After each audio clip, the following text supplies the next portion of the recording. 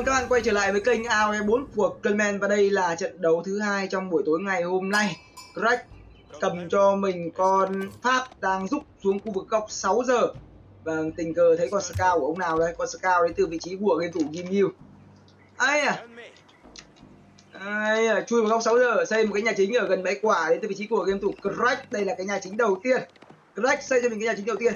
Lựa chọn thứ hai đó là Co cũng đang bắt đầu xây cho mình một cái nhà chính ở khu vực bãi vàng và một cái bãi hươu ở đây. Xong xây dán sát vào bãi vàng, sau đó lùa hươu vào cho nó ngon. Xây cách bãi vàng ra một tí này, ông cò này.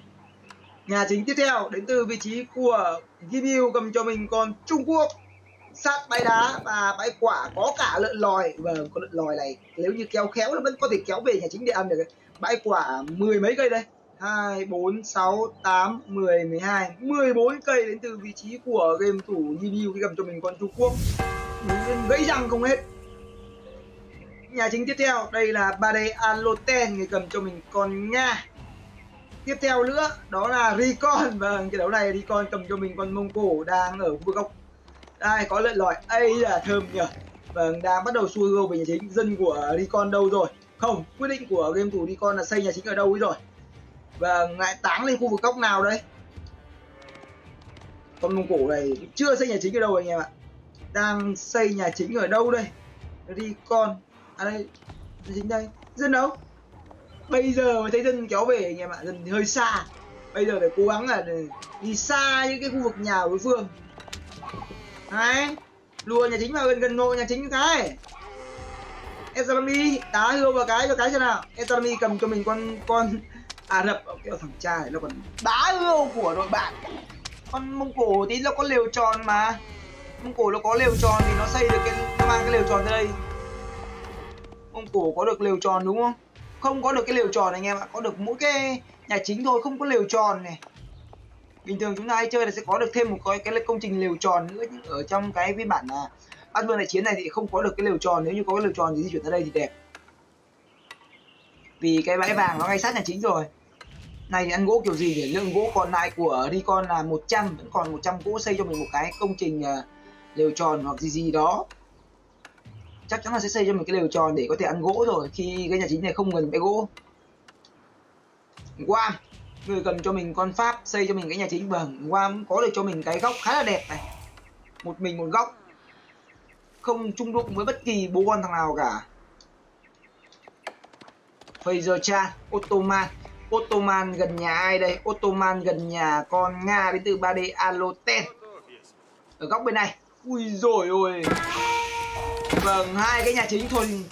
Hai ông này thì coi như bỏ luôn anh em ạ. Coi như bỏ luôn rồi. Đây là Crack và đây là Ezrami. Và kiếp này coi như bỏ rồi. Chờ hai cái nhà chính này bắn nhau thì bao giờ mới xong đây. Ôi, kiếp này coi như bỏ. Hai ông thần này xây cái nhà chính. Nhìn đấy thì thôi. Một thằng thì quyết định là phải đi ra đi một tí. Nhìn này. Ra là chết. Ra là chết. Xây cái nhà chính oái oăm chất đấy. Ra phát là bấm G ngay. Ông này mang được mấy dân ra ngoài? Ông này mang được 4 dân ra bên ngoài. Ông này mấy? Ông này cũng là 4 dân ra bên ngoài. Ông này là 5 dân ra bên ngoài rồi anh em ạ. Cơ. Chết thật. Hai thằng lì này tự nhiên phá game quá. Hai cái thằng đầu đất này đặt nhà chính cạnh nhau rồi thôi. Một thằng thì bỏ đi xây cái nhà khác. Phá game thật. Ta không ăn được thì đạp đổ thôi mà. Còn đây là Fraser Chan, người cầm cho mình con Ottoman. Dân đang bú cửu ở ngay sát nhà chính. Bãi vàng 8 in ở ngay sát nhà. Đối đầu với cả Fraser Chan đó là Bade Aloten. Đây là nhà của Gimyu. Ơi, quan viên. Ui. Vâng, quan viên của Gimyu. Thằng mất dạy nào nó vừa đi ngang qua đấy. Chắc chắn là có một thằng mất dạy nó vừa bắn con lợn nòi của Gimyu, khiến cho con quan viên của anh ta ngất rồi anh em ạ. Thằng mất dạy nào? Thằng nào? Hay là Fraser Chan? Khả năng cao thằng này anh em ạ. Khả năng cao là thằng này. Vâng, khả năng cao là con mụ khả năng cao là Bade Aloten vừa chơi cái trò bắn lợn nòi để giết quan viên của Gimyu. Khốn nạn thật. quá khốn nạn đến từ vị trí của 3D Aloten. Vâng, xấu tính quá. Mất con quan viên ở thời điểm đầu khiến cho game thủ Gimil cực kỳ đau xót. Vâng, khóc không ra nước mắt. Bắt đầu mang dân ra ngoài rồi. Vâng, trên quãng đường mang dân ra bên ngoài. Xin. Bây giờ hai bên bảo là thôi mày tha cho tao. Quyết định là mang dân ra bên ngoài để phát triển anh em ạ. Chứ cần nhốt ở trong nhà chính này thì nếu như mà không đàm thoại được với đối phương thì cứ ăn mây trong nhà chính thôi. Đấy, các bạn thấy rằng trong mỗi một ngôi nhà nó chỉ có một con thôi thì cái sát thương của nó cũng không quá lớn. Dân đi ra thì nó vẫn không thể chết được, nhưng mà nếu như mà có 3-4 con ở trong bên này, thằng nào cứ đi ra thằng ấy chết. Đây là ai? Đây là Recon, cầm cho mình con mông cổ. Bây giờ sau khi có được 9 dân khai thực rồi thì anh ta đang bắt đầu đưa dân của mình ra khai thác vàng. Lượng vàng của anh ta đang là 200, đủ vàng để lên đời đến vị trí của game thủ Recon. Vâng, Recon nếu như mà lên đời sớm đẩy quân có khi một phát ăn hai anh em ạ. Đây là tình huống double kill đấy, nếu như mà game thủ Recon đủ khôn ngoan đẩy đời 2. Vâng, đẩy đời 2 tập một phát chết 2 thằng luôn. Vâng, một tình huống mà double kill nếu như mà game thủ Recon đẩy thành công. Ta hãy cùng chờ xem liệu rằng Recon có biết được điều đấy hay không nha. Recon liệu rằng có nhìn thấy hai cái nhà chính của hai thằng đầu đất này nó xây đấy không. Và Recon đã mở rộng ra khu vực này rồi và nhìn thấy hai cái thằng đầu đất này nó xây nhà chính gần nhau, không có lý do gì mà không đẩy quân 12 và double kill cả. Vâng, lựa chọn của Recon là công trình cây bạc, lên đời bằng công trình cây bạc. Cái chợ trung lập ở đây lên bằng cây bạc luôn, tổ chức đi buôn bán từ sớm.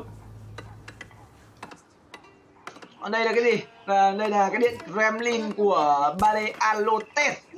Sau khi giết được con quan viên của Gimil rồi thì anh ta sẽ có nhiều thời gian để phát triển hơn, thay vì việc ra quân quá sớm. Vì con Trung Quốc mất quan viên ở thời điểm đầu thì nó khiến cho cái lực của con Trung Quốc này nó bị ảnh hưởng cực kỳ nhiều. Nó mất đi khoảng tầm 25% sức mạnh. Đây là phòng hội đồng của Kho lên đời bằng phòng hội đồng.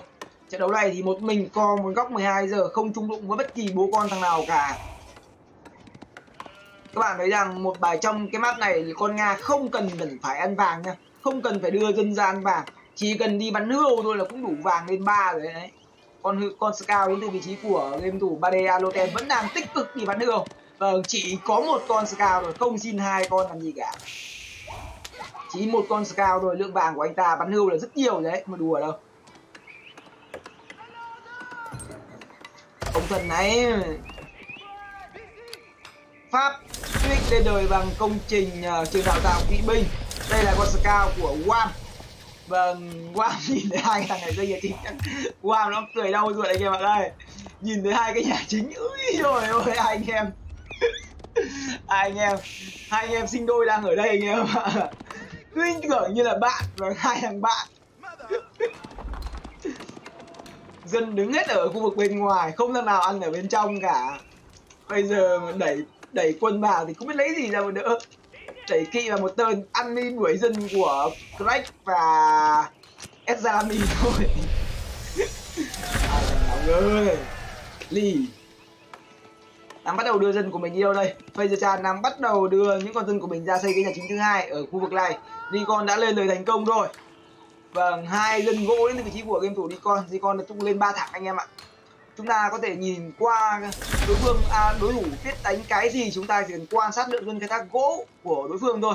Bất kể là một quân gì khi muốn châu quân ở đời 2 thì đều phải có khá nhiều dân gỗ, tối thiểu là 6 thằng, với như kiểu con Pháp đánh châu kỵ chẳng hạn thì cũng tầm 5-6 thằng ăn gỗ. Còn nếu như mà đối phương không ăn gỗ nhiều thì chắc chắn là đối phương nhảy bả thẳng rồi. Vâng, ú ngay con lợn lòi. Cái diện tích để ăn được con lợn lòi nó chỉ cho phép 8 con dân ăn thôi anh em nha. Chỉ 8 con dân được ăn lợn lòi thôi. Các bạn có mang con dân thứ 10 ra thì cũng không khai thác được. Chỉ có 8 thằng dân có thể khai thác được lợn lòi. Đấy chính là lý do vì sao mà con Nga nó trở lên mạnh mẽ ở trong những tình huống đi ăn lợn lòi.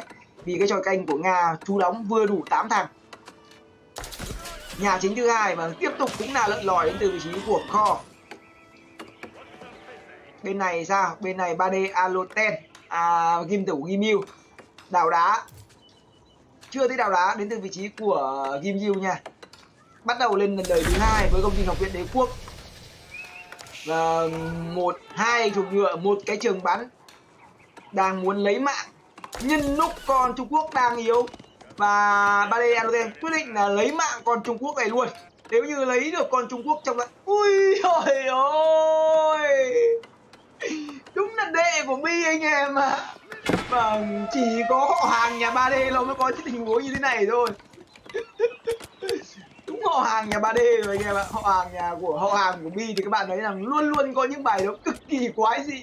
Vâng, chất rừng mà xây cho mình một cái tròi canh ở khu vực này thì con Trung Quốc đến từ vị trí của game thủ Gimil thì nó gọi là yếu rất mùng tơi luôn.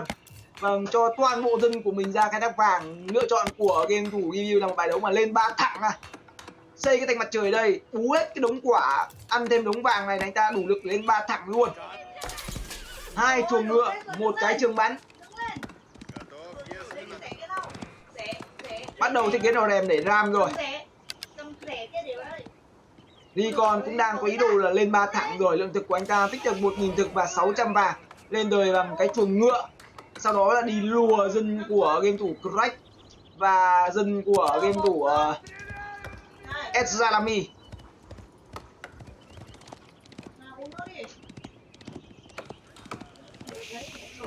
Kho đang có cho mình cái không gian phát triển cực kỳ an toàn. Và cái nhà chính thứ 3 đến từ vị trí của Kho lên cho mình cái nhà chính thứ 3. Sau đó lên đời 3 bằng công trình cung điện của nhà vua, tương đương với việc anh ta sẽ có cho mình 4 cái nhà chính, một mình một góc. Bao giờ người chơi một mình một góc cũng có được cho mình cái khoảng thời gian phát triển cực kỳ lâu dài nha. Trong khi đó đây là con Pháp, 2 cái chuồng ngựa đến từ vị trí của Quang. Đánh nhau với ai mà Rally đâu? Đánh nhau với ai đây? Xem một đường Rally đi con điêu này. Vâng, Rally ra khu vực giữa bản đồ chưa biết đánh nhau với ai. Nhưng mà nhìn thấy anh em sinh đôi này đang đứng ở đây và đây là con kỵ lạc đến từ vị trí của game thủ Crack. Hai thằng này là còn đánh nhau đây anh em bạn, lên đời cho đánh nhau luôn. Vâng, trai cò mổ nhau, ngư ông đắc lợi, đây chính là ngư ông này anh em này. Vâng, lên đời 3 xong làm một tên kỵ to lao vào nhà lấy một phát 2 con vua luôn. Hai ông thần này còn đang tự làm suy yếu nhau. Vâng, suy yếu nhau ngay từ thời điểm đời 1. Vâng, các bạn thấy là wow. Sau khi quan sát được cái việc mà hai nhà chính xây quá gần nhau thì anh ta biết thừa được rằng là game thủ Crack và game thủ Ezalami sẽ rất yếu. Và bây giờ thì Quang đang tổ chức một tên kỵ to để có thể đi harass ở khu vực góc 6 giờ bằng tiện đường công tác mổ luôn nhà của Recon. Nhưng không cần đánh Recon ở thời điểm hiện tại, tập trung vào đánh game thủ Crack và game thủ Ezalami, cứ ăn đây cả chạy xung quanh nhà thôi, khiến cho việc phát triển của game thủ Ezalami và Co gần như là Ezalami và game thủ Crack gần như là không có khả năng phát triển ở thời điểm sau rồi. Nhà chính bắn được khoảng tầm 10% máu rồi và bây giờ mà lao kỵ vào ăn cái nhà chính này thì hơi khó.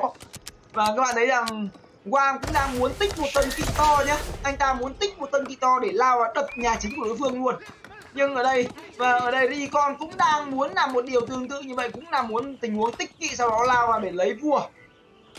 Hai bên đang tổ chức gia linh giáo, vâng, hai thằng này bảo vệ nhau không xong lại còn đánh nhau làm gì không biết. Vâng, hai cũng trai cò đánh nhau, hai con bọ ngựa đứng ở phía sau đây. Bọ ngựa mang tên Recon và con bọ ngựa mang tên Guam này. Guam chắc chắn là có nhà chính thứ 2 rồi. Đây, nhà chính thứ 2 của Guam đây. Hai nhà chính rồi. Guam đang ép 3 cái chuồng ngựa, anh ta đang muốn tổ chức một tình huống châu kỵ binh đấy. Đủ kỵ phát là lao vào lấy mạng ngay. Liệu rằng có tiện đường công tác đánh nhau với cả Recon hay không nhỉ? Khả năng cao đánh nhau Recon là không ăn được Recon đâu. Recon là kỵ binh đời 3 rồi ấy, và đánh nhau Recon là không khôn ngoan đâu. Ở cánh bên này đẩy chưa? Vâng, chưa lên 3 thành công đến từ vị trí của game thủ Gimil. Vâng, đang bắt đầu tích ram rồi. Họ hàng nhà 3D luôn luôn có những cái skill cực kỳ bí mật. Vâng, những cái vũ khí bí mật của họ hàng nhà 3D này thật sự là chỉ khi chúng ta nhìn rồi chúng ta mới biết. Và tiện đường công tác thì Quang đang bắt đầu lao vào nhà con Mông Cổ đến từ vị trí của game thủ Recon. Các bạn thấy rằng cái việc mà phòng ngự của con Mông Cổ này nó cực kỳ yếu anh em ạ, rất khó để phòng ngự đấy. Mặc dù kỵ lạc đến từ vị trí của game thủ Recon đã là kỵ lạc 13 rồi. Trai cò mổ nhau ngư ông đắc lợi thôi. Vâng, chỉ vì hai con vua này thôi mà lỡ lòng nào đẩy ram à. Chỉ vì hai con vua này thôi mà game thủ Quang phải ép rất nhiều kỵ ở đời 2. Nhưng mà đây các bạn thấy rằng Recon đang đóng vai người anh cả để bảo vệ hai thằng em dại của mình. đóng vai người anh cả đang ra cho mình những con kỵ binh hạng nặng để ngăn cản một tình huống mà ăn trộm vua đến từ vị trí của Wam nha. Tôi nghĩ rằng Wam cũng hơi vội ở trong tình huống ép kỵ này. Với việc mà đánh con Pháp này thì tôi nghĩ rằng 3 nhà chính sau đó lên 3 sau đó mới ép kỵ thì tham minh nó vẫn đủ để có thể lấy được hai con vua này. Vâng, anh ta lo lắng rằng hai con vua này nó chết sớm. Vâng, vác cả vua ra để đập. Vui và nhanh còn kịp. Bên này là hai ram, bên này cũng đang bắt đầu đúc ram anh em ạ. Hai đàn đang đúc ram đúc vào nhà nhau. Còn bên trận bên này, vâng, mặt trận bên này, Bade Aroten chuẩn bị có được cho mình điểm số đầu tiên. Ui rồi ôi, còn đúng một máu anh em ạ. Ôi, 3 con xe ram hút vào đây thì khả năng cao là Ginyu cũng bay màu rồi. Vâng, các bạn thấy rằng cái tên mà game thủ của Bade Aroten này dùng con nó nói hút chết con quan viên của Ginyu khiến cho con Trung Quốc này trở nên quá yếu. Cái tròi canh mà game thủ Bade Aroten thiết kế ở đây nó khiến cho Ginyu vâng không còn gì để sống nữa rồi. Nào. Vâng, vác dân ra đập ram. Nào, có tròi canh ở đây rồi. Dân nào đập ram, chuẩn bị có được cho mình cái điểm đầu tiên rồi. Vâng, bây giờ thì số lượng kỵ đến từ vị trí của game thủ Nikon đã đủ nhiều rồi. Và cái nhà chính đến từ vị trí của game thủ Craig lẫn game thủ Esalabi cũng là mất rất nhiều máu. Và đây là con chim sẻ và đây là con kền. Vâng, hai thằng đang muốn lao vào ăn xác thối. Tuy nhiên thì ai sẽ làm mèo nào thì không biết là thằng nào cơ hội ở đây. Vâng, chia đều đi anh em ơi, thôi mỗi thằng một con. Vâng, đây là trai cò mổ nhau nhưng mà tới đất hai ngư ông ở bên cạnh kia anh em ạ. Không phải một ngư ông đâu mà hai ngư ông ở bên cạnh chuẩn bị. Vâng, một party bữa tiệc của nhà vua nào. Chúng ta hãy cùng xem thằng nào đến nhanh thằng ấy trước. Thằng nào nhanh chân thằng ấy được. Vâng, vua chuẩn bị chui ra ngoài thôi. Vâng, thơm ơi là thơm. Vâng, trai con mổ nhau và ngư ông chắc lớn. Đây là hai ngư ông mà. Vâng, đi con ăn được con vua đầu tiên. Wam tích kỵ nhưng không được vì còn đã bờ lông được bị nhịp ở Craig đã bị giết. Vâng, Esalabi đã bị giết, Craig bị giết bởi Esalabi anh em ạ. Con vua này là con vua của game thủ Craig. Vâng, vậy là Recon rớt được anh em ạ, Recon rớt được. Vậy là chỉ có một con vua được mang lại ý nghĩa thuộc về game thủ Recon thôi. Còn con vua còn lại thì rơi vào tay người chết, đó là game thủ Esalabi. Rơi vào tay game thủ Craig, thành ra là không có nhiều ý nghĩa. Và bây giờ thì sẽ là cuộc quyết đấu giữa game thủ Recon cầm cho mình con Mông Cổ và Wam cầm cho mình con Pháp. Ở mặt trận bên này thì Bade Aroten đã giải quyết thành công con Trung Quốc trong tay game thủ nhiều rồi. Và bây giờ là thời điểm mà anh ta tích lũy tài nguyên để có thể đánh một thế trận về lâu về dài. Và trước mắt chúng ta có game thủ Fraser Chan cầm cho mình con Ottoman, có được cho mình cái khoảng thời gian phát triển là cực kỳ lâu dài rồi. Và bây giờ anh ta muốn đẩy vào nhà ai đây? Có vẻ như muốn lấy mạng con Mông Cổ của game thủ Recon, khi kể là khả năng phòng thủ của con Mông Cổ là cực kỳ yếu đuối. Bây giờ chúng ta hãy cùng chờ xem liệu rằng Fraser Chan có tạo lên một bất ngờ không trong một tình huống mà Recon đang tập trung focus đối đầu với cả game thủ Wam. Vâng, đang đánh nhau với Wam thì tình cờ bị Fraser Chan nào mà rất mệt, lấy kỵ nhẹ nha anh em nha. Đây là kỵ nhẹ, kỵ của Wam vẫn đang là kỵ đời 2. Đánh nhau là 3 loại kỵ đang đứng nhau ở đây. Recon thì đang đuổi theo Wam. Đây là pháo thủ, ui rồi ôi, pháo thủ của Ottoman nó triệt kỵ cực kỳ tuyệt vời. Fraser Chan đang chờ đợi một tình huống mà anh ta đủ quân để lao vào lấy mạng nhà của game thủ Recon. Và gặp những con pháo thủ của Ottoman đời 3 thì nói không với kỵ nha anh em nha. Không có cái sức mạnh nào của con Mông Cổ để có thể chống lại những con pháo thủ ở thời điểm hiện tại đến từ vị trí của game thủ Recon.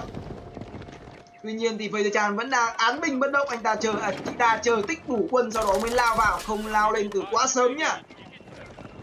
Vẫn đang chờ đợi để cho cơ giới của mình có thể đẩy lên cao hơn.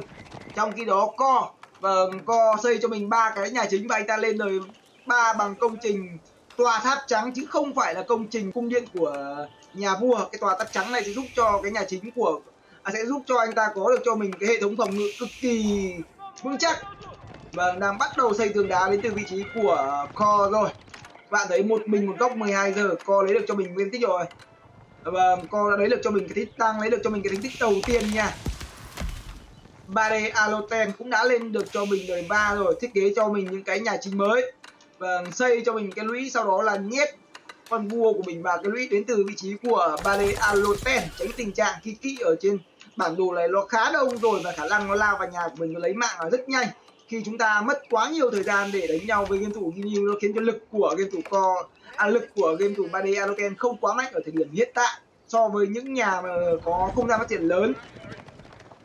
Và đây là con Mông Cổ đến từ vị trí của game thủ Nikon, vẫn quá chắc bài đến từ Feizachan, nhưng mà chậm là chết anh em ạ. Bây giờ lao lên là kịp rồi. Vâng, chậm một nút nữa để cho Guam lên được kỵ đầy 3 và lúc đấy thì khả năng cao là chưa chắc đã cướp được con vua của Recon đâu.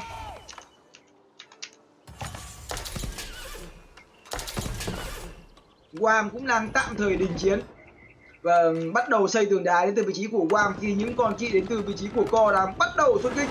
28 con kỵ binh hạng nặng đến từ Co, trong khi đó thì Guam đang có mình 39 con kỵ binh hạng nặng nha, thoải mái thủ. Và huyết bạch hoàng tộc đã nâng cấp kỵ của Guam đang là 310 máu, trong khi đó kỵ của Co đang có mình 230 máu. Vâng, tên này thì chưa biết là thằng nào đánh được thằng nào đâu. Guam 91 dân, Co là 116 dân.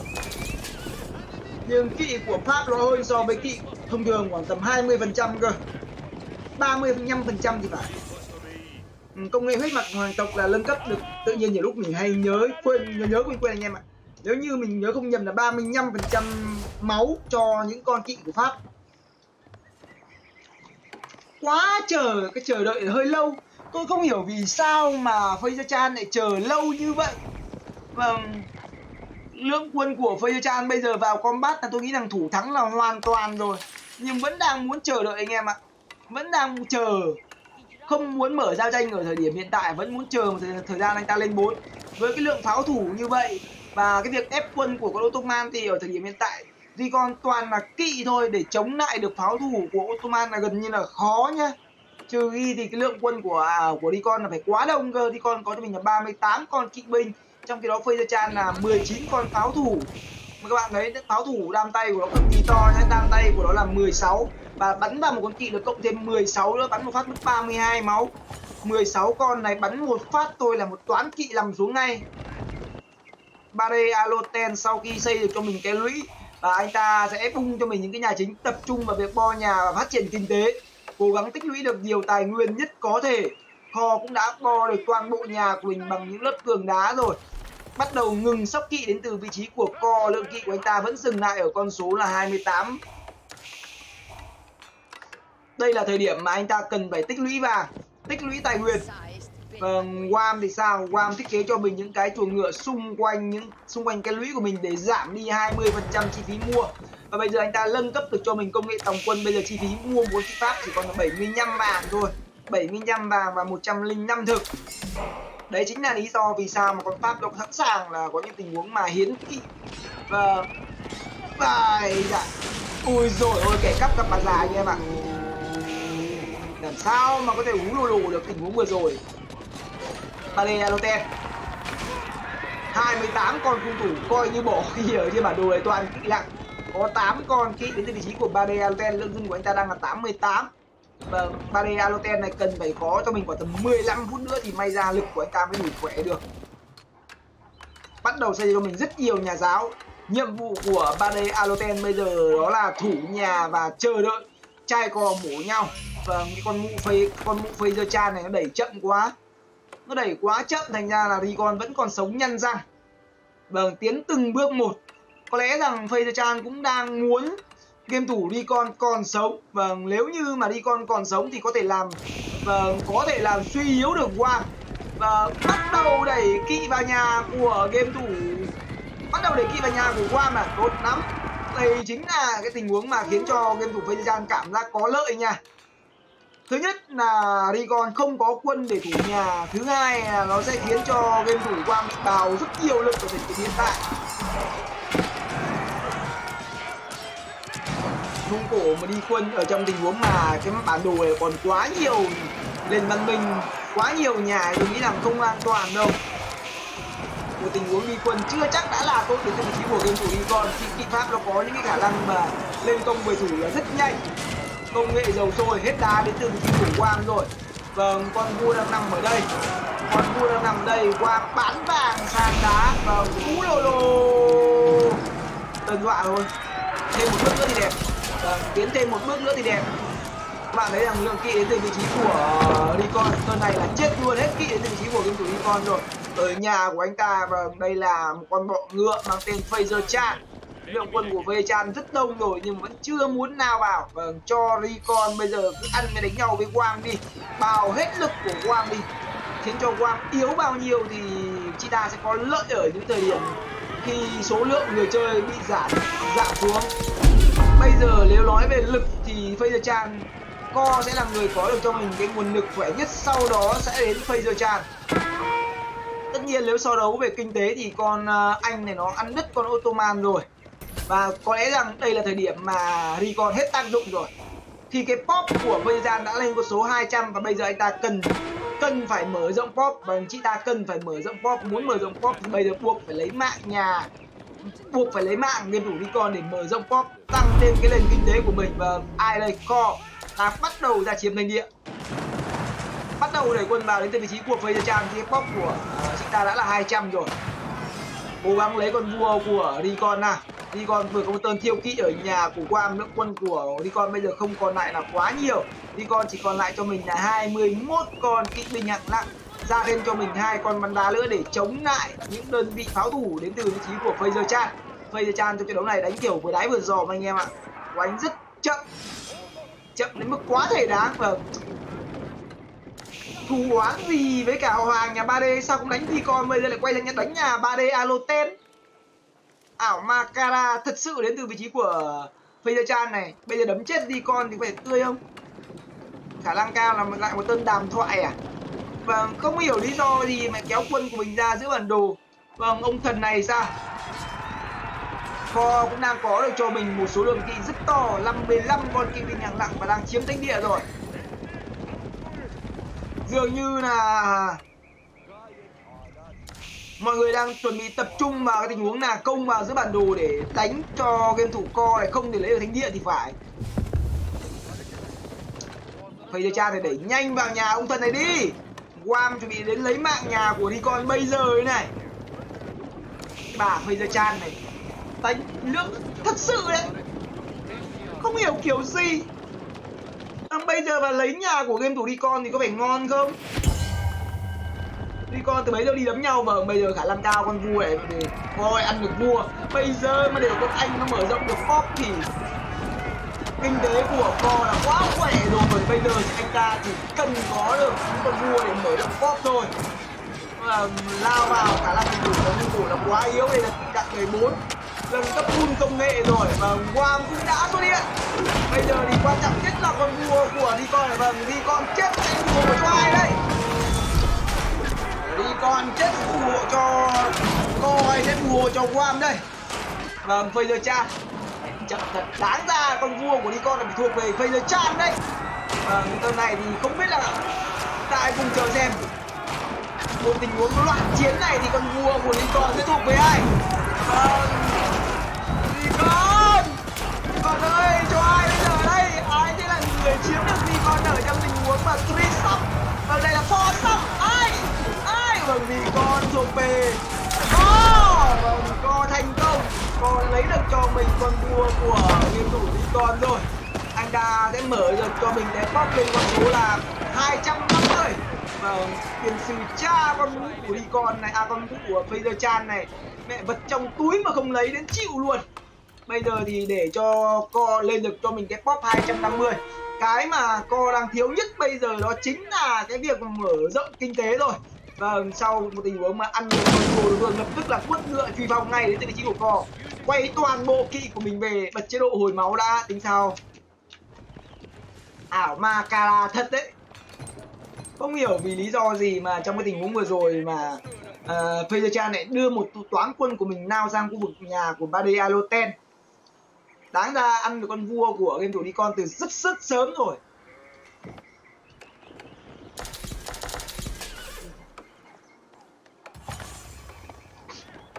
Bây giờ duy nhất đó là Co lên được cái pop 250 thôi. Co và 3D Aloten lên được hai cái pop 250. Bade Aloten thì cũng đã có được cho mình một cái quãng thời gian nghỉ ngơi cực kỳ an toàn rồi. Anh ta lên 14 bằng công trình gì đây?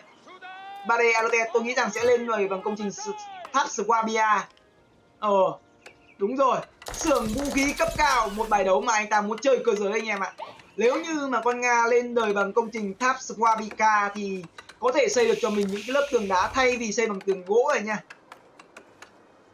Bò lớp trong lớp ngoài, các bạn thấy rằng việc mà cầm con Nga phòng ngự với những cái lớp tường gỗ này thì hoàn toàn là có thể bị đập lát bởi những đơn vị kỵ binh của đối phương.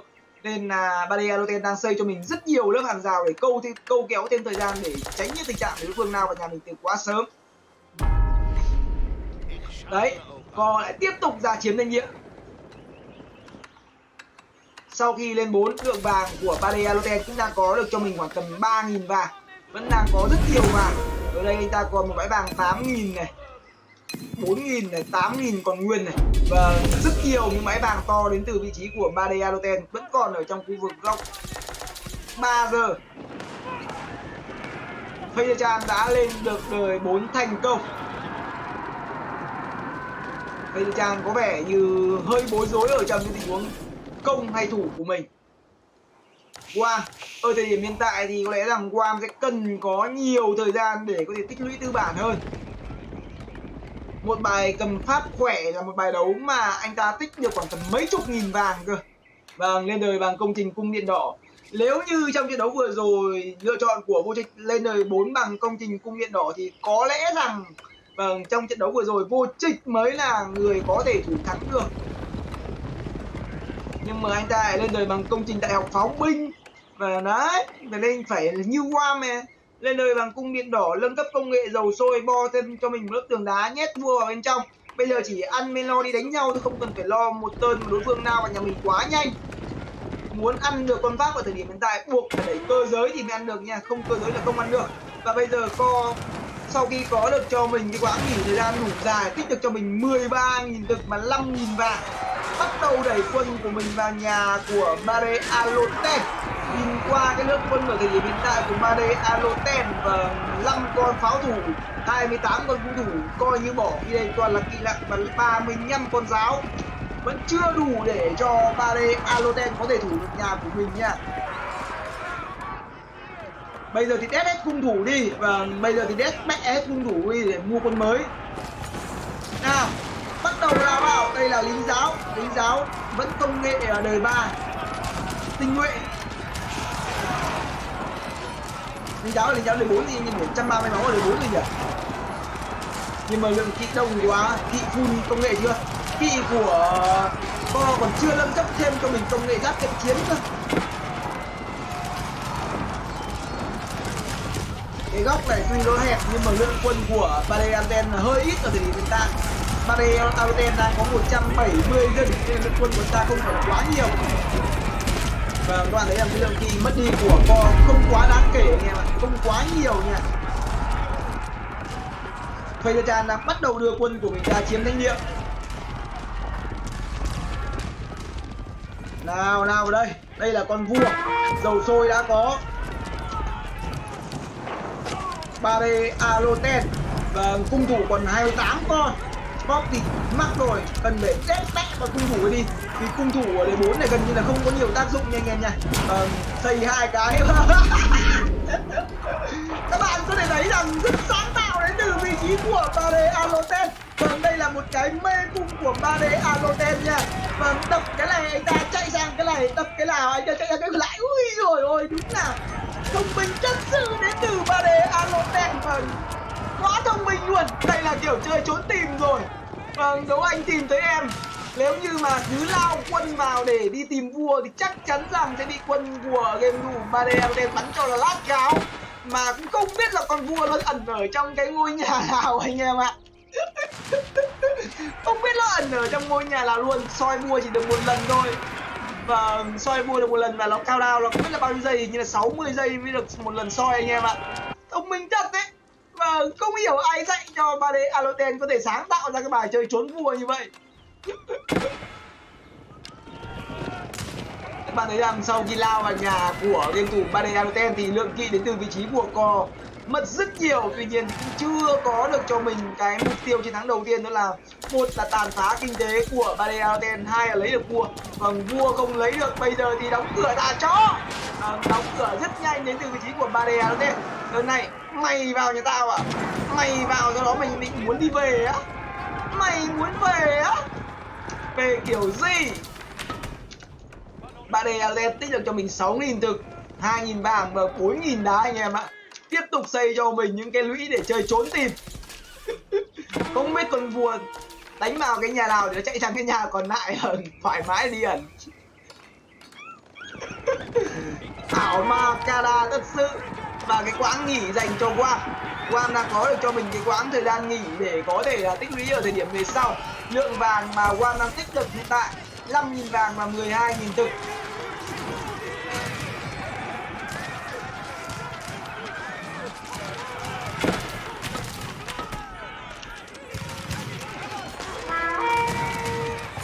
Mất cho mình một lượng kỵ siêu to đến từ vị trí của Co, tuy nhiên thì không đạt được cái mục đích quân sự của mình.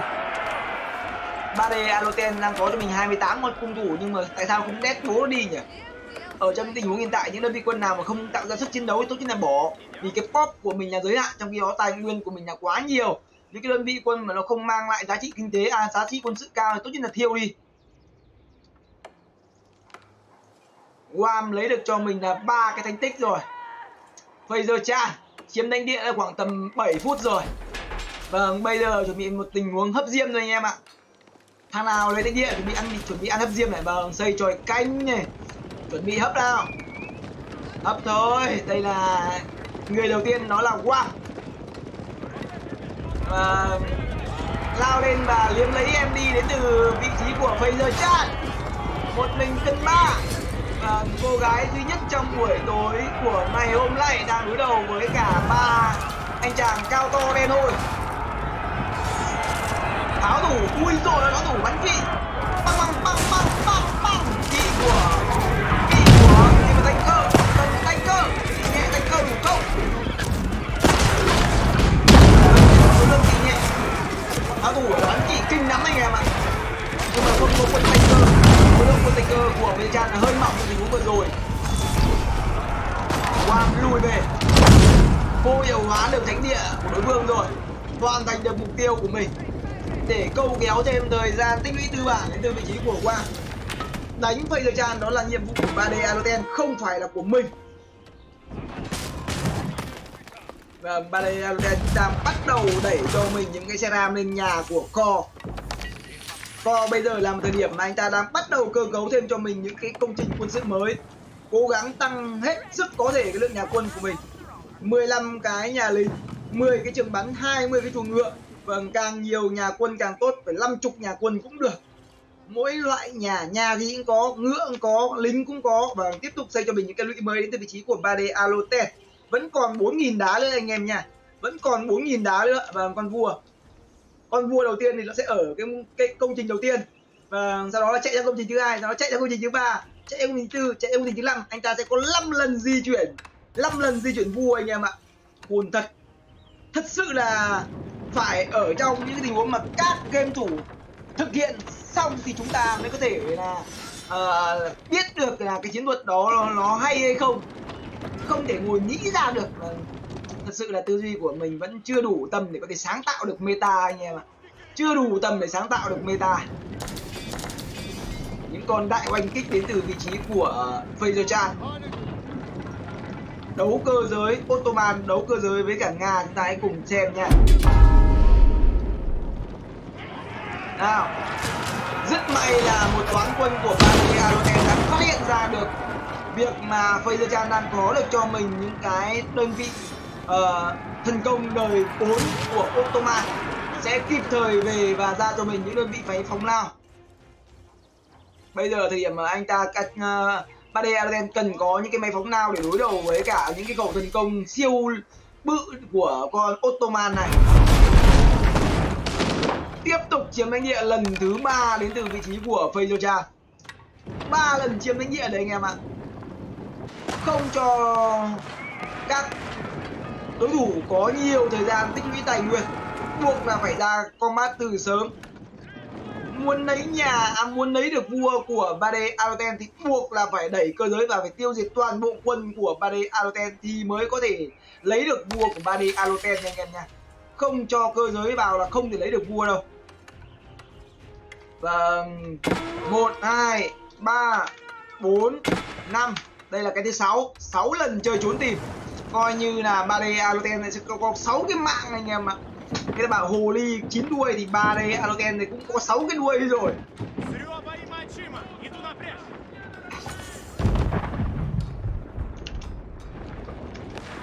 Bây giờ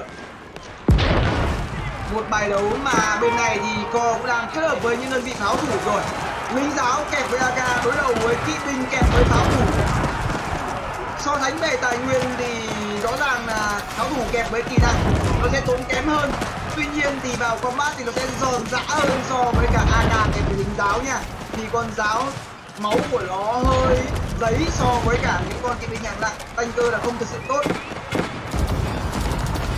Lượng quân mất đi của Bade Aloten đang rất nhiều. Bây giờ thì anh ta đang bắt đầu kẹp theo những con kỵ nhẹ kẹp với cả AK nó sẽ khỏe hơn so với kỵ nhẹ kẹp với lính giáo. Vì những con kỵ nhẹ nó trâu hơn so với cả những con lính giáo khá nhiều. Bây giờ thì cả Melatam cũng đang bắt đầu tràn lên. Và Feylerchan đang có được cho mình cái khoảng không gian chiếm lĩnh địa là rất dài. Còn tới tận 8 phút nữa thì mới có thể giành được chiến thắng đến từ vị trí của Feylerchan. Trong khi đó thì với 8 phút này thì chắc chắn rằng tôi nghĩ rằng không thể lấy mạng nhà của Bade Aloten ở trong vòng 8 phút được. Và vì Bade Aloten có 6 lần trốn tìm cơ mà. Thì với 8 phút này thì làm sao mà có thể lấy mạng được Bade Aloten. Vậy thì ai sẽ là người đi vô hiệu hóa cái thánh địa đây? Hay sẽ là đây là một tình huống chào hỏi đây anh em ạ, chỉ là một tình huống chào hỏi thôi. Sau đó là ai về nhà lấy để thăm dò thực lực của Bade Aloten. Nào cũng đang bắt đầu có kỵ binh hạng nhẹ, AK, lính giáo. Việc tràn quân lên đến từ vị trí của Co đó và game thủ Bade Aloten này nó là ngang nhau. Hai bên đều tràn quân ra khu vực giao tranh ở giữa hai nhà. Không bên nào có lợi thế là gần nhà cả. Lượng quân của Bade Aloten tối đa là 250 thì ở bên kia Co cũng là 250.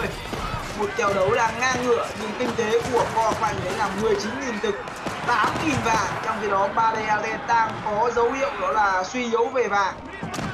Anh ta chỉ nhiều đá thôi, còn 6.000 đá nữa anh em ạ. Bây giờ thì muốn thắng được con anh này thì Bade Aloten buộc là phải đánh xoay quanh cơ giới nha. Đánh xoay quanh những đơn vị máy bắn đá của mình để chống con anh quốc của game thủ Co tràn lên. Vì cơ giới của cơ giới của Nga thì nó hơn so với cơ giới của con anh. Một tầm bắn của máy bóng nào là 13, trong khi tầm bắn của tấn công chỉ là 10 thôi. Con anh này có chơi xà pháo thì cũng chỉ là 12 thôi. Nên là cứ đánh xoay quanh cơ giới thì mới chống lại được con anh này. Lượng vàng của Bade Aloten vẫn còn cái vàng không? Vẫn còn cái vàng to phết này. Nếu như mà chơi châu kỵ đến từ vị trí của Guam thì không thể ăn được con automat. Và bây giờ Guam đang kết hợp cho mình cả những đơn vị nỏ binh, cả những cái máy bắn đá để chống lại con automat. Guam là người có được cho mình cái pop là 200, Feylerchan cũng là 200. Bây giờ cũng là một tình huống mà chỉ thăm dò thực lực của đối phương thôi. Và bây giờ thì Co cũng đang bắt đầu tràn quân ra khu vực giữa bản đồ, chuẩn bị một tình huống for some. Và cánh trái đó là Guam, trung quân là Co, và cánh phải đó sẽ là Bade Aloten. Và mồm Feylerchan bây giờ là sẽ bị thông bởi 3 cái lỗ anh em ạ. Feylerchan có đâu để cho chúng thông bây giờ. Tự nhiên lại đưa mình vào cái thế là bị tô máu. Bây giờ thì gì? Co là thằng lưu manh và Co đang muốn là chúng mày công vào khu vực thánh địa đi. Còn để cái mạng của Feylerchan đấy tao xử lý cho. Và ý tưởng lớn gặp nhau anh em ạ. Ý tưởng lớn gặp nhau. Guam cũng đang muốn làm điều tương tự. Guam cũng đang muốn là tất cả anh em ra công vào thánh địa đi. Nhưng sau đó thì mình bất thình lình và giật mình lao thẳng vào nhà của Fraser Chan. Fraser Chan nhét con vua của mình ở trong công trình lâu đài cửa biển với cái lượng máu là 6.500. Kỵ binh của Wam đang bắt đầu tràn vào. Bade Aloten liệu rằng sẽ làm gì? Bade Aloten thì rất là trung thực và chúng nó hô hào đánh vào thánh địa là mình cứ ra thánh địa mình đánh thôi. Trong khi đó cả Co và Wam thì đang muốn lao vào để ăn vua của Fraser Chan. Fraser Chan tự đưa mình vào cái thế khoai củ phó. Vâng, con vua đầu tiên của Wam trong buổi tối ngày hôm nay. Ra quân mà thủ nhà đi. Ông này ông đi đâu đây? Ông Co ông đi đâu, ông làm gì đấy? Vua ở đây mà ông Co hay lạc đường à? Bade Aloten thì vẫn đang nỗ lực đánh vào thánh địa. Trong khi đó thì con vua và cả thằng cao là Wam chó tham ăn bậy bạ anh em ạ. Vâng, lao vào để lấy vua nhưng mà không ăn được con vua, mất đi khá nhiều quân đến từ vị trí của Wam. Mất quân đến từ rất nhiều đến từ vị trí của Wam nha. Vâng, tên đầu tiên là tên không ngon anh em ạ. Lướt đầu là nước thối. Tên thứ hai, tên thứ ba lao vào nhà cơ, khi lực của Fraser Chan bị bào mòn khá nhiều rồi thì lúc ý lao vào mới là hợp lý. Vâng, người đàn ông trung thực mang tên Bade Aloten này có khi nào lại được cái miếng mồi ngon anh em ạ. Nào mày mang ra đây. Phóng nào đâu? Phóng nào của Bade đâu rồi? Phóng nào của Bade Aloten rồi? Không có phóng nào rồi. Bade Aloten không còn phóng nào và lấy toàn bộ ram ra hút. Tại sao không hút vào cổng? Vì hút vào cổng thì rất dễ bị mấy con thần công này là bắn cho lỗ ram, nên là lựa chọn của Bade Aloten là hút vào cách này. Muốn ra bắn thì phải lao ra bên ngoài, mà lao ra bên ngoài thì khi lao vào là phang chết luôn. Vâng, mày lao ra bên ngoài à? Lao ra bên ngoài à? Đấy, khôn chưa? Các bạn ấy rất khôn ngoan, rất thông minh, rất bài bản. Cũng đang muốn la liếm con vua đến từ vị trí của Co đây, nhưng mà 50 con kỵ đến từ vị trí của Wam còn không ăn được thì nói gì đến mấy con kỵ nhẹ bẩn thỉu này. Đang liên tục đục ra thân gái dặm trường đến từ vị trí của Fraser Chan rồi. Cả 4-3 nhà và còn 4 nhà mà toàn 4 nhà khỏe thôi mà Fraser Chan này ra lấy thánh địa một mình chiếm 4. Bây giờ thì mất cả chi lẫn trài. Thánh địa thì chắc chắn là mất rồi. Với cái lượng ram đông như vậy thì chúng ta hãy cùng chờ xem Bade Aloten lúc này liệu rằng có mở combat với cả Co luôn hay không đây. Wam đang đứng rất đông quân ở đây. Ai sẽ là người chiếm thánh địa ở điểm sắp tới?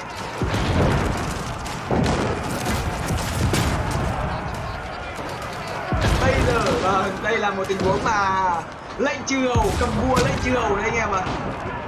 Căn bản nhất là sau tình huống này thì thằng nào là thằng làm đại ca thôi. Cứ quan sát cái lượng tài nguyên ở thời điểm hiện tại, 21.000 thực đến từ vị trí của Bade Aloten, 6.000 vạn. Wam 23.000 thực, 2.000 vạn. Co 45.000 thực, 8.000 vạn. Nào, bây giờ con vua thì chỉ có một mà tới tận 3 thợ săn cơ.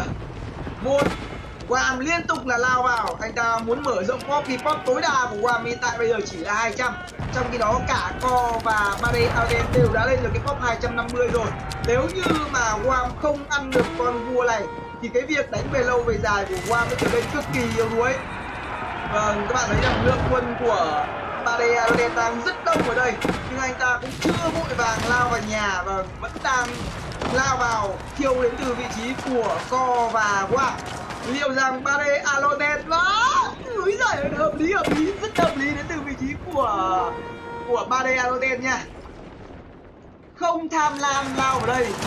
Và các bạn thấy rằng Co đang liên tục đẩy quân vào nhà của game thủ Fraser Chan, tuy nhiên thì cũng chưa thể lấy được ngay. Trong khi đó thì Bade Aloten đang bắt đầu đẩy quân của mình vào trước cửa nhà đến từ vị trí của Co. Vâng, chủ động xây cho mình những cái công trình quân sự ở ngay sát nhà đối phương để quân tiếp viện của anh ta có thể lên cách nhanh chóng ở nhà của mình và chuyển con vua sang ngôi công trình đầu tiên đến từ vị trí của Bade Aloten. 1, 2, 3, 4, 5, 6 và tí nữa em cái thứ 7, cái thứ 8 ở đây tôi đúng hết hơi. Đây sẽ là một bài đấu mà hậu cố vô ưu đến từ vị trí của Bade Aloten rồi.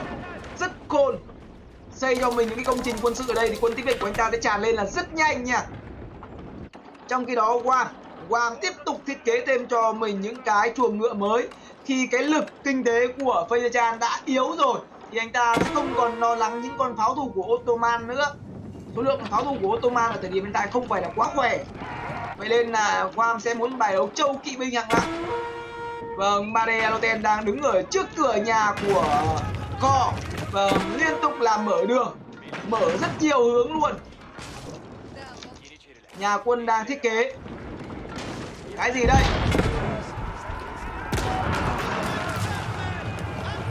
Nào, hai cậu tấn công. Lính giáo đến từ vị trí của Kho đang bắt đầu lao ra. Lính giáo kẹp với AK đối đầu với Kho. Pháo thủ kẹp với lính giáo, số lượng giáo của Kho đang hơi mỏng. Kho đang tập trung ra cho mình những đơn vị pháo thủ. Pháo thủ đối đầu với cả AK, chúng ta hãy cùng xem nha. Đang tay là 35/7, bên này là bao nhiêu? Bên này cũng là 35/7. Nhưng pháo thủ của Nga nó sẽ có một điểm đặc biệt, đó là đứng càng lâu đam càng to. Vậy nên là ở trong cái tình huống bắn nhau, đứng nguyên bắn nhau thì pháo thủ của AK rõ ràng nó sẽ khỏe hơn so với những đơn vị pháo thủ bình thường rất nhiều. Khi nào nó chuyển sang màu vàng ấy, đấy, những con nào có màu vàng ấy là những con được thêm đam.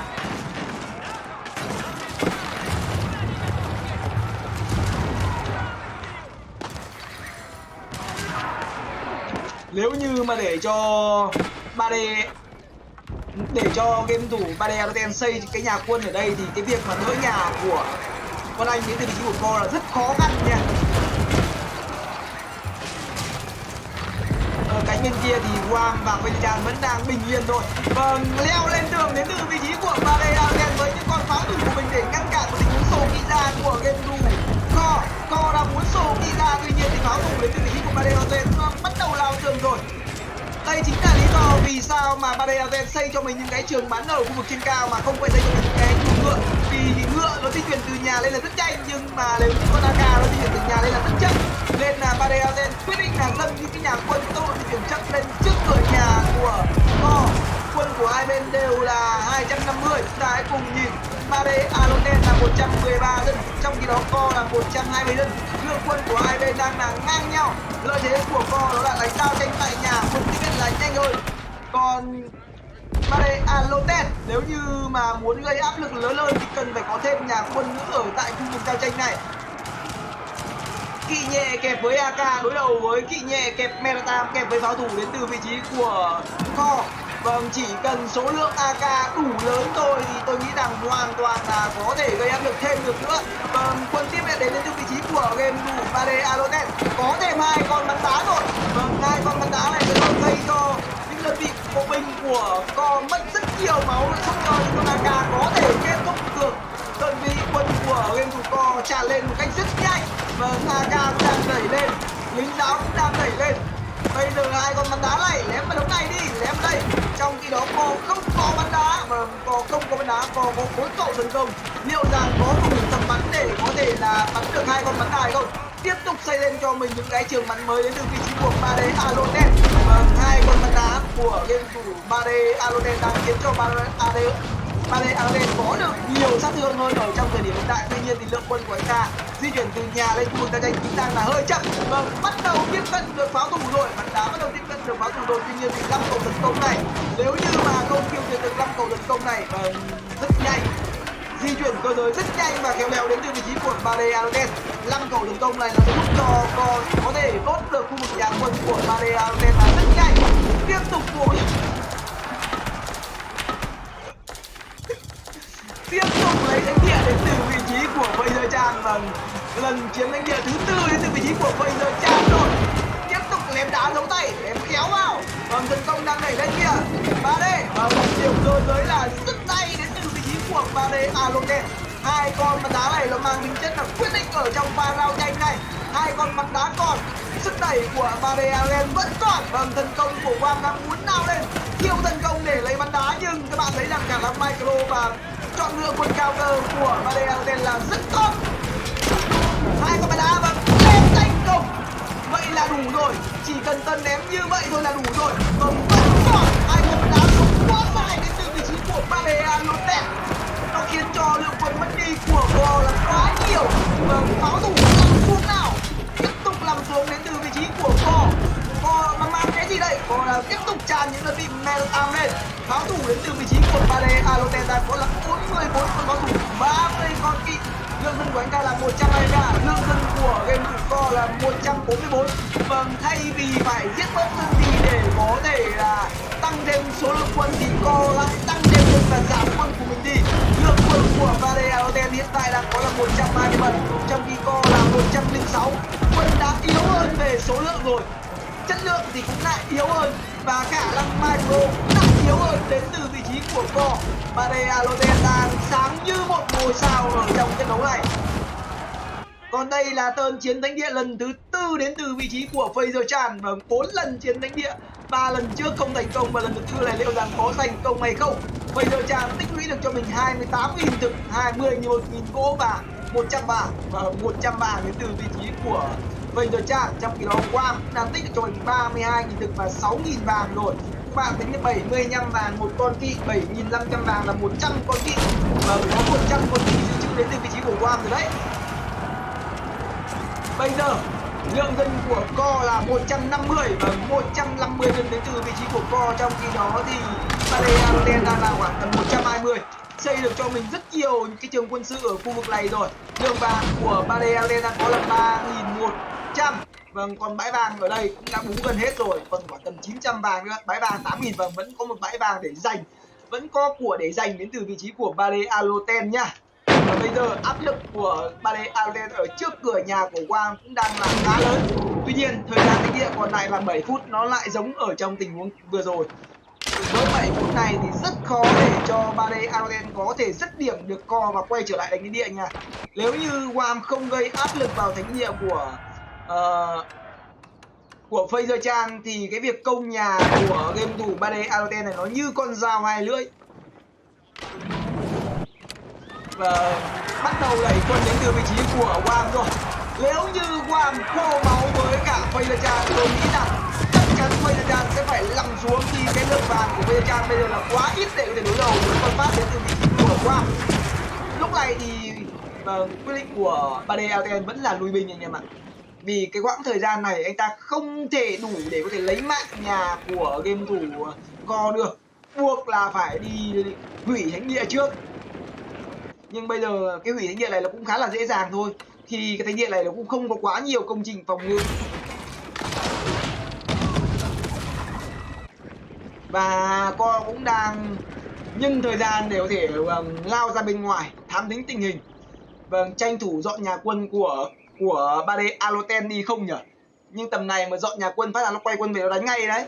Khả năng là tạm thời đình chiến đến từ vị trí của Co và Barrea Lotte để có thể vô hiệu hóa thánh địa trước anh em ạ.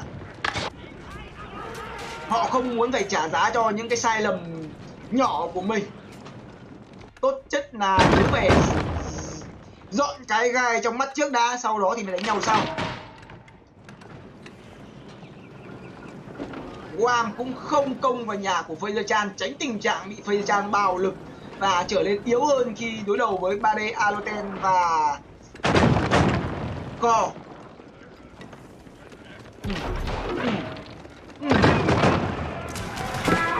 Và lần này thì Barrea Lotte quyết định là xây cho mình cái lũy ở đây anh em ạ, tránh tình trạng là bị Fraser Chan nhân cơ hội và chiếm thánh địa lần thứ 5. Đây là lần thứ 4 rồi, nhưng khả năng cao là không có lần thứ 5 đâu. Co cũng đang bắt đầu hút ra. Nhưng bây giờ thì chắc chắn là cái lực để cho game của Fraser Chan thì là không có rồi. Nhưng mà không ai muốn giết game thủ Fraser Chan ở thời điểm quá sớm anh em ạ. Nếu như mà bây giờ tập trung vào giết Fraser Chan chẳng hạn thì không khác thì tự làm mình yếu đi và phải đối đầu với cả những game thủ rất mạnh còn lại. Con vua nó quý giá thật đấy, nhưng mà cái việc mà khi tài nguyên nó chưa quá dư thừa thì cái việc lấy một nhà mà chỉ yếu hơn mình một chút thôi nó sẽ khiến lực của chúng ta bị ảnh hưởng rất nhiều. Và quyết định là cho quân vào và xây lũy ở đây, sau đó tổ chức đấm nhau với cả co. Được rồi, mày phá nhà đi. Sau khi phá nhà xong là anh em đấm nhau luôn ở đây anh em ạ. Co ạ. Sau khi phá xong công trình này là anh em đấm nhau ở giữa bản đồ luôn, không cần phải đấm nhau trước cửa nhà để cho mệt. Thôi đấm nhau luôn đi anh em ơi. Thời gian đình chiến đã hết, bắt đầu lao vào. Không, nặng ai về nhà lấy rồi anh em ơi, nặng ai về nhà lấy rồi. Guam thì sao? Guam thì cũng đang cò rỉa với cả Phaser để có được cho mình quãng thời gian đi buôn đi bán, tích được cho mình khoảng tầm 6.000 vàng rồi, 7.000 vàng rồi. Càng lâu thì Guam càng đáng sợ. Càng đáng sợ vì anh ta có được cho mình cái lượng thương nhân cũng đang là khá. 3D Alten chưa thấy đi buôn. Bãi vàng ở gần nhà bú chưa? Bãi vàng ở gần nhà cũng chưa thấy bú, còn 7.000 vàng, 37.000 thịt rồi. Liệu rằng 3D Alten có dám chiếm cái địa để một mình cân ba hay không? Nhưng tôi nghĩ rằng đây rồi, đang nhường. Đấy, cho mày con hàng này đấy vào mà bú. Cái gì đấy, cũng đang đi buôn à? Vâng, cũng đang đi buôn đến từ vị trí của Phaser. 26 vàng một tên đi buôn anh em ạ. Từ đây ra đây. Chết tôi với thôi cái bà Phaser này. Vâng, đánh solo thì khỏe thế, vừa vào đánh cái thể loại bát vương này cảm giác như kiểu gà mắc tóc ấy. Bắt đầu thiết kế cho mình những cái công trình quân sự đến từ vị trí của 3D Alten. Ôm được cho mình làm 5.000 gỗ rồi, xây rất nhiều nhà quân ở khu vực giữa map. Cũng đang gần hết gỗ ở nhà rồi đấy. Mới có 6 cái lũy thôi. Xong xây cái lũy thứ 7 lên nhìn cho đẹp nhỉ. Guam tích được 10.000 thực rồi, 8.500 rồi. Ôi, lao vào.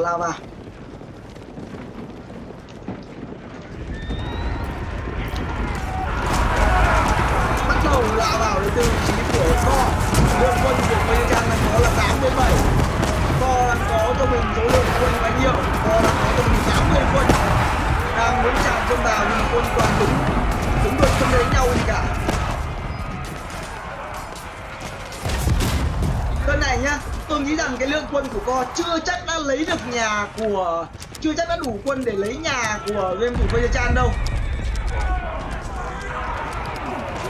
Nhẹ của ông Guam cũng đang có ở đây. Nếu như mà 3D Alten là người đến cuối cùng, biết đâu đấy lại vớ được con vua đến từ vị trí của game thủ Phaser này. Cứ để cho co và Guam đánh trước đi. Ba thằng này cùng yếu. Guam co là quên, 3D Alten lao vào sau có khi lại lấy được tất cả. Đến muộn nhất nhưng mà lại lấy được vua.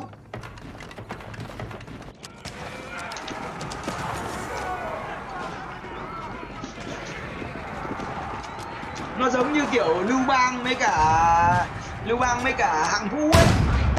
Lưu Bang đến trước mà lấy được cái gì nhỉ, lấy được cái gọi là lấy được vua trước.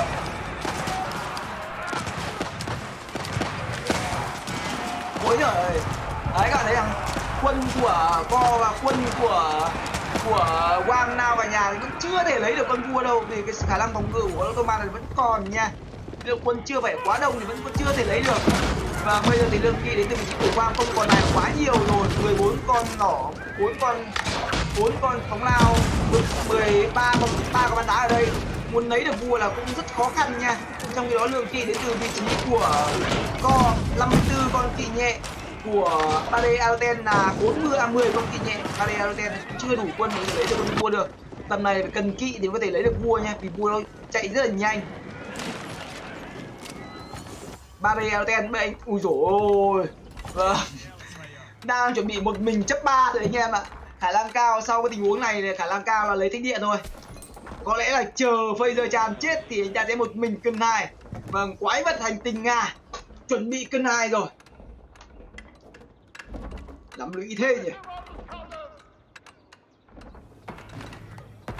Bắt đầu lại xây cho mình những lớp mê cung rồi anh em ạ. Xây lớp trong lớp ngoài. Vâng, rất nhiều mê cung. Ngày xưa chơi xếp hình thì chắc là thuộc loại đỉnh của chóp anh em ạ. Bắt đầu chiến thánh địa, bây giờ là một mình chấp 3 luôn. Vâng, tuyên bố với cả thế giới rằng một mình 3D Alten chấp tất cả phần còn lại của thế giới. Mời các bạn đến đây. Nào, mời các bạn cùng đến đây. Đang xây cho mình những cái lớp mê cung bên ngoài đến từ vị trí của 3D Alten. Bade Aloten đang có cho mình 50 con AK nha. Vâng, có những cái lớp tường đá để AK có thể leo lên. Vâng, khôn ăn ngon thế nhỉ. Quá ngon đến từ vị trí của Bade Aloten. Đây là những cái tường đá đến từ vị trí của Fazer Chan còn sót lại, giúp cho những con AK có được cho mình cái vị trí đứng ở bên trên. Tuy nhiên thì đứng ở trên tường này không phải lúc nào cũng tốt đâu anh em nha. Đứng ở trên tường thì quân sẽ không tản ra được, và nếu như để bị bắn đá nó lao vào thì bắn đá nó lém vào thì cực kỳ là khó chạy. Vâng, cũng đang bắt đầu tràn ra. Đây là thần công. Thần công đối đầu với thần công. Phóng nào của Bade Aloten có không? Bade Aloten có 4 cái phóng nào.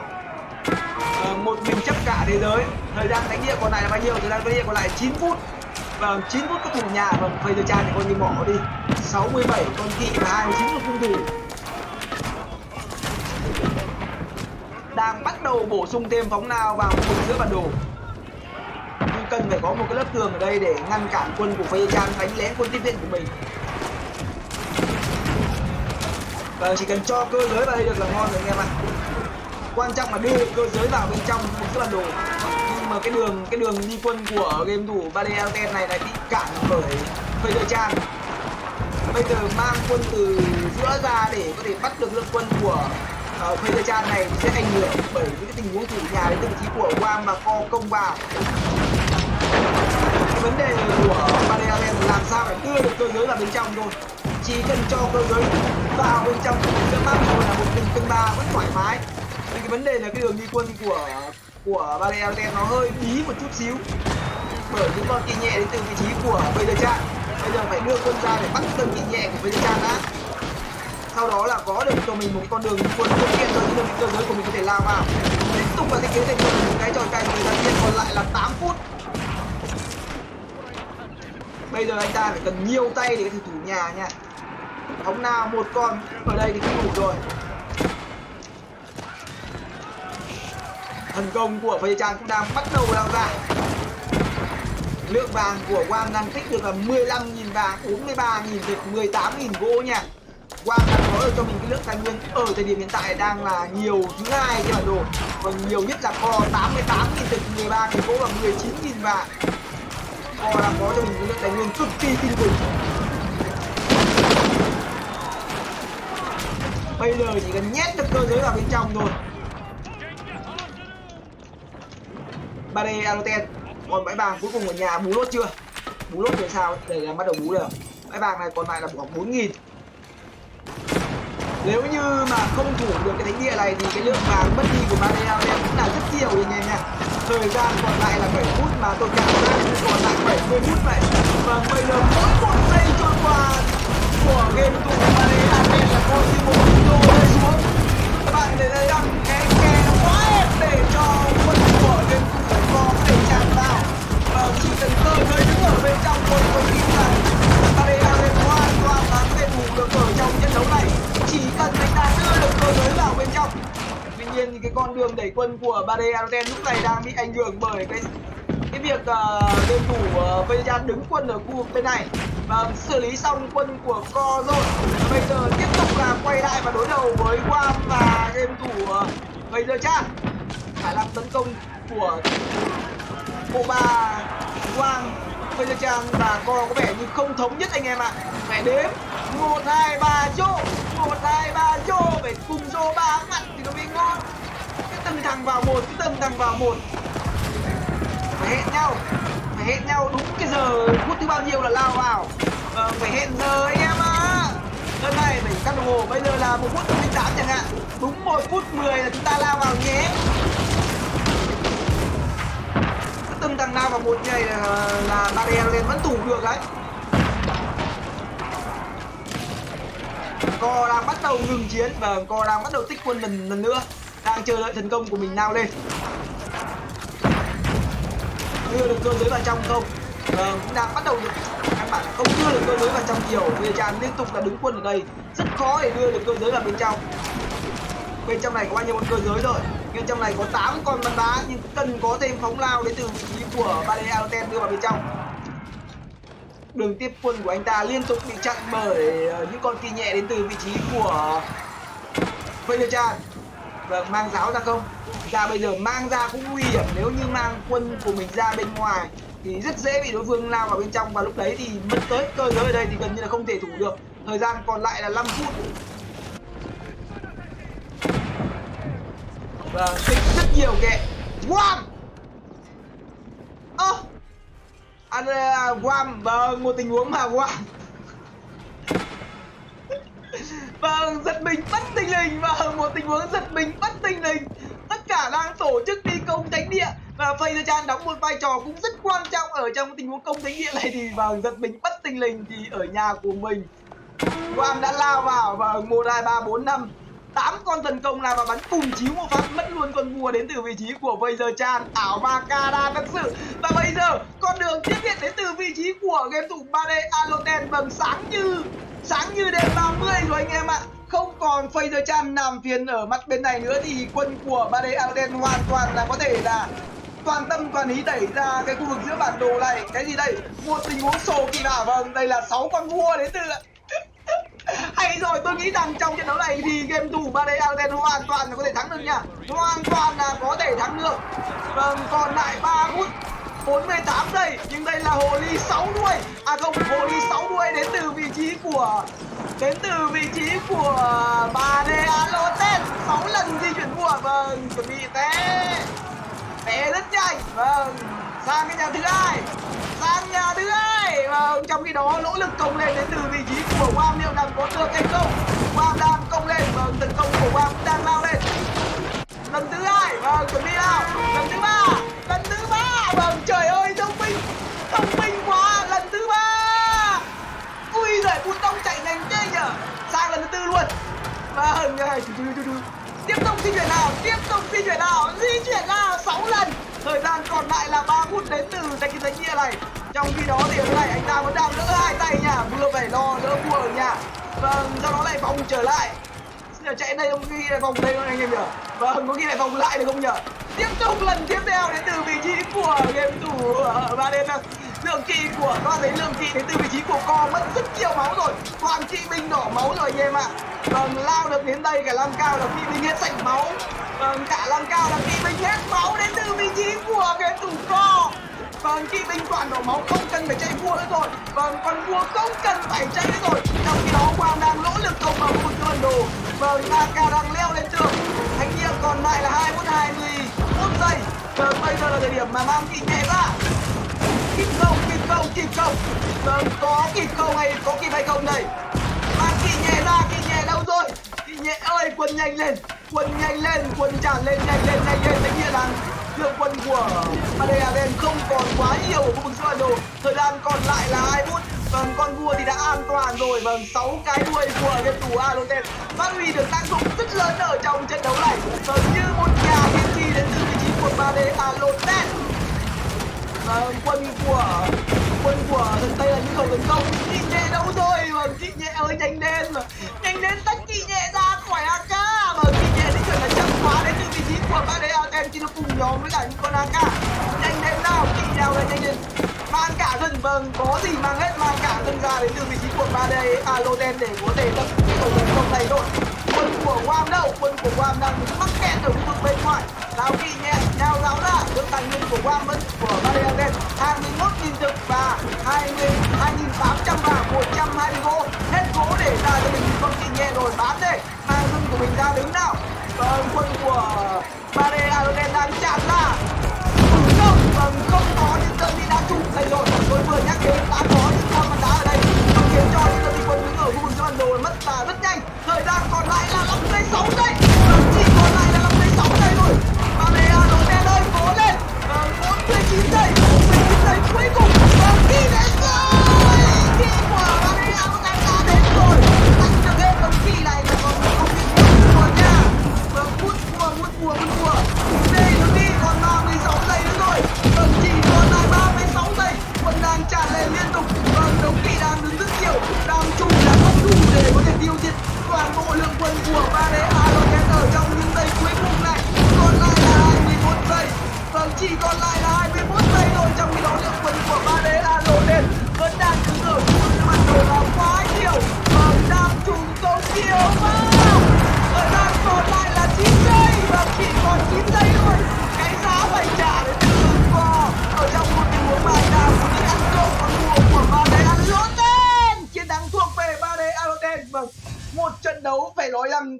của của 3D Allen, nó là đẳng cấp anh em ạ, quá đẳng cấp đến từ vị trí của 3D Allen, tuyệt vời, trên cả tuyệt vời.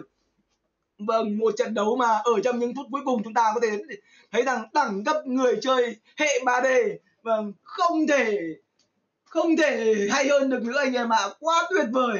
Vâng, có thể một tình huống mà nếu như mà Wam không chơi cái trò mất dạy, vâng, lấy mạng của đồng đội của mình ở trong cái thời điểm mà công thánh địa, thì có lẽ rằng cái việc thủ thực thánh địa của game thủ 3D Aroten cũng rất khó khăn, khi Fazer Chan đóng một vai trò quan trọng ở trong cái khâu thủ thánh địa, đó là ngăn cản quân của game thủ 3D Aroten tràn vào khu vực giữa bản đồ và tập kết ở trong khu vực thánh địa. Nhưng còn Wam đúng là bốc cứt bỏ mồm rồi anh em ạ. Một tình huống bốc cứt bỏ vào mồm đến từ vị trí của Wam khi giết đi một cái người đóng vai trò quá quan trọng ở trong cái tình huống công thánh địa.